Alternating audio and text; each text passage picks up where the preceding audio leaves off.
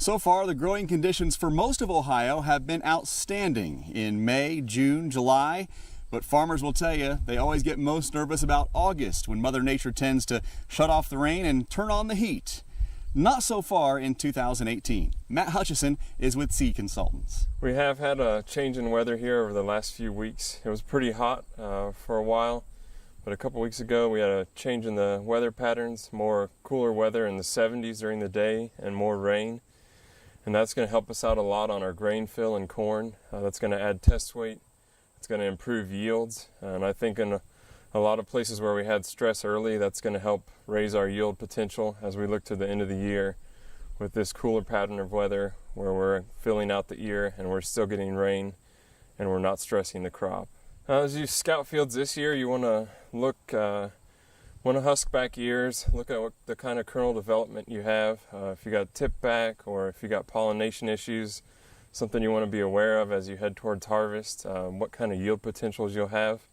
It's always good to do it in several places in a field and see what's out there.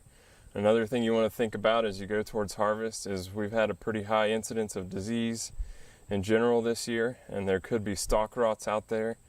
There could also be weakened stalks due to loss of nitrogen or where we've had stress during grain fill in the corn. So stalks are always something you want to pay attention to, and as we get closer to harvest, farther along in fall, do a pinch test on your stalks at the bottom.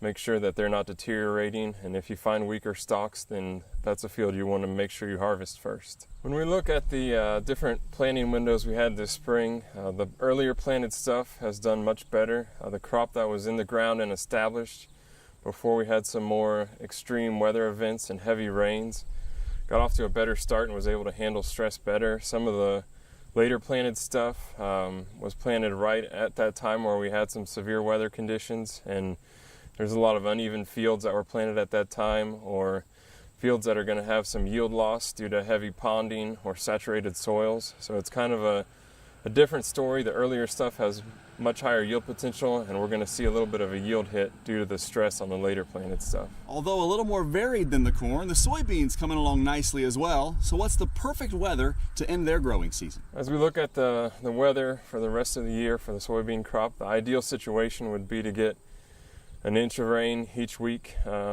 throughout August. We've talked in the past how August really makes or breaks the soybean yields in Ohio, and we're off to a good start here.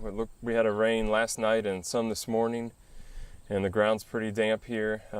Plenty of moisture in the ground, and if we can keep getting decent rains throughout the month of August, we'd be looking at a pretty good yield in terms of our soybean crop in this area and across the state. If all that happens and the good luck continues, 2018 might be one of the best crops for a lot of farmers all across Ohio. From Bradford, Ohio, I'm Higgins on the Ohio AgNet. We'll see you down the road.